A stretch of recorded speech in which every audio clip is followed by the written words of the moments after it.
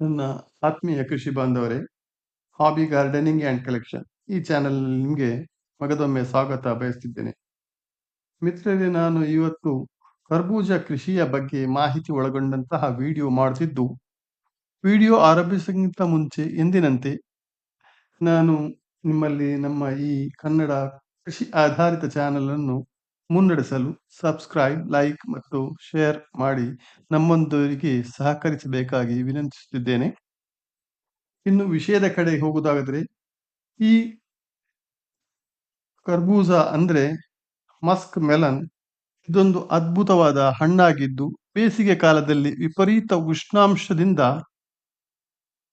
ಬಳಲಿದ ಜೀವಕ್ಕೆ ತಂಪಾಗಿಸ್ತದೆ. ನಮ್ಮ ದೇಶದಲ್ಲಿ ಇದನ್ನು ಮುಖ್ಯವಾಗಿ ಕರ್ನಾಟಕ, ಆಂಧ್ರ ಪ್ರದೇಶ, ತಮಿಳುನಾಡು, ಮಹಾರಾಷ್ಟ್ರ, ಗುಜರಾತ್ ಮತ್ತು ರಾಜಸ್ಥಾನ ರಾಜ್ಯಗಳಲ್ಲಿ ಹೇರಳವಾಗಿ ಬೆಳೆಸಲಾಗ್ತದೆ. ಆಂಧ್ರ ಪ್ರದೇಶದ ಕಡಪ ಜಿಲ್ಲೆ ಈ ಬೆಳೆಗೆ ತುಂಬಾನೇ ಪ್ರಸಿದ್ಧಿಯಾಗಿರ್ತದೆ. ಈ ಹಣ್ಣಿನಲ್ಲಿ ವಿಟಮಿನ್ ಎ ಇರುವುದರಿಂದ ಕಣ್ಣು ಸಂಬಂಧಿತ ಕಾಯಿಲೆಗಳಿಗೆ ಮತ್ತು ಕಣ್ಣುಗಳ ದೃಷ್ಟಿ ಸುಧಾರಣೆಗೆ ತುಂಬಾನೇ ಉಪಯುಕ್ತವಾಗಿರುತ್ತದೆ. ಇದೊಂದು ಸೌತೆಕಾಯಿಯಂತೆ ನೆಲದಲ್ಲಿ ಬೇರು ರೂಪದಲ್ಲಿ ಹರಡಿಕೊಂಡು ಬೆಳೆಯುವ ಸಸ್ಯವಾಗಿದ್ದು, ಮರಳು ಮಿಶ್ರಿತ ಕೆಂಪು ಫಲವತ್ತಾದ ಮಣ್ಣಿನಲ್ಲಿ ಉತ್ತಮವಾಗಿ ಬೆಳೆಯುತ್ತದೆ. ಮಣ್ಣಿನ pH ವ್ಯಾಲ್ಯೂ 5ರಿಂದ 6 ಇದ್ದರೆ ಯೋಗ್ಯವಾಗಿರುತ್ತದೆ.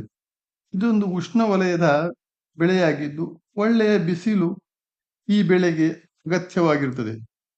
ಸಾಮಾನ್ಯವಾಗಿ ಜನವರಿ, ಫೆಬ್ರವರಿ ತಿಂಗಳಲ್ಲಿ ಇದರ ಬಿತ್ತನೆ ಮಾಡಬೇಕಾಗ್ತದೆ. ಜನವರಿ, ಫೆಬ್ರವರಿಯಲ್ಲಿ ಬಿತ್ತನೆ ಮಾಡಿದಲ್ಲಿ ಏಪ್ರಿಲ್, ಮೇ ತಿಂಗಳಲ್ಲಿ ಇಳುವರಿಯು ಕೈ ಸೇರ್ತದೆ. ಈ ಸಮಯದಲ್ಲಿ ವಾತಾವರಣದಲ್ಲಿ ಉಷ್ಣಾಂಶ ಜಾಸ್ತಿ ಇರುವುದರಿಂದ ಇದರ ಬೇಡಿಕೆ ಮತ್ತು ಬೆಲೆಯು ತುಂಬಾ ಜಾಸ್ತಿ ಇರುತ್ತದೆ. ತಳಿಗಳ ಬಗ್ಗೆ ಹೇಳಬೇಕಂದ್ರೆ, ಅಧಿಕ ಇಳುವರಿಯ ಜೊತೆಗೆ ಕೀಟ ಮತ್ತು ರೋಗ ನಿರೋಧಕ ಗುಣಗಳಿರುವಂತಹ ಬಹು ಮುಖ್ಯವಾದ ಸುಧಾರಿತ ತಳಿಗಳನ್ನು ಭಾರತೀಯ ಕೃಷಿ ಸಂಶೋಧನಾ ಸಂಸ್ಥೆ ಮತ್ತು ಭಾರತೀಯ ತೋಟಗಾರಿಕಾ ಸಂಶೋಧನಾ ಸಂಸ್ಥೆಗಳು ಬಿಡುಗಡೆ ಮಾಡಿರುತ್ತವೆ. ಅವುಗಳಲ್ಲಿ ಮುಖ್ಯವಾಗಿ ಹೇಳಬೇಕಂದ್ರೆ ಆರ್ಕಾ ರಾಜ್ ಹಂಸ್, ಆರ್ಕಾ ಜಿನ್ ಮತ್ತು ಹರಮಧು ಆಗಿರ್ತದೆ.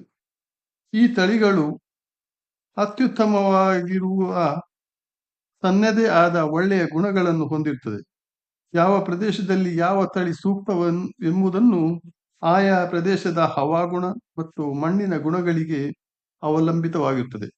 ಕೀಟ ಬಾಧೆ ಮತ್ತೆ ರೋಗಗಳು ಕಲ್ಲಂಗಡಿ ಹಣ್ಣಿನಂತೆ ಬೆಳೆಯಂತೆ ಈ ಬೆಳೆಯಲ್ಲಿಯೂ ಕಂಡುಬರ್ತದೆ. ಈ ಬೆಳೆಗೆ 1 ಹೆಕ್ಟೇರ್ ಪ್ರದೇಶಕ್ಕೆ ಸಾಧಾರಣ 25 ಟನ್ ಅಷ್ಟು ತಿಪ್ಪೆ ಗೊಬ್ಬರ ಬೇಕಾಗ್ತದೆ. ಅದರ ಒಟ್ಟಿಗೆ 100 ಕಿಲೋಗ್ರಾಂ ಸಾರಜನಕ ಅಂದ್ರೆ ನೈಟ್ರೋಜನ್, 75 ಕಿಲೋಗ್ರಾಂನಷ್ಟು ರಂಜಕ ಅಂದ್ರೆ ಫಾಸ್ಫರಸ್ ಮತ್ತು ಸಾಧಾರಣ 50 ಕಿಲೋಗ್ರಾಂನಷ್ಟು ಪೊಟ್ಯಾಶ್ ಅಂದ್ರೆ ಪೊಟ್ಯಾಷಿಯಂ ಬೇಕಾಗ್ತದೆ.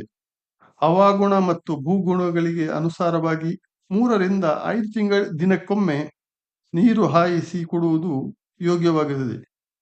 ಈ ರೀತಿ ಮಾಡಿದಲ್ಲಿ 1 ಹೆಕ್ಟೇರ್ ಪ್ರದೇಶದಲ್ಲಿ ಸುಮಾರು 15ರಿಂದ 20 ಟನ್ ಅಷ್ಟು ಹಣ್ಣುಗಳನ್ನು ನಾವು ಸುಲಭವಾಗಿ ಪಡೆದುಕೊಳ್ಬಹುದಾಗಿದೆ. ಇದು ಕರ್ಬೂಜ ಹಣ್ಣಿನ ಕೃಷಿಯ ಬಗ್ಗೆ ಸಂಕ್ಷಿಪ್ತವಾದ ಮಾಹಿತಿಯಾಗಿದ್ದು, ಇನ್ನು ಹೆಚ್ಚಿನ ಮಾಹಿತಿ ಬೇಕಾದಲ್ಲಿ ಕಮೆಂಟ್ ಮಾಡಿ ತಿಳಿಸಿ, ಖಂಡಿತ ಪೂರೈಸಲಾಗುವುದು. ವಿಡಿಯೋ ಆಲಿಸಿದ್ದಕ್ಕೆ ಧನ್ಯವಾದಗಳು. Thank you very much.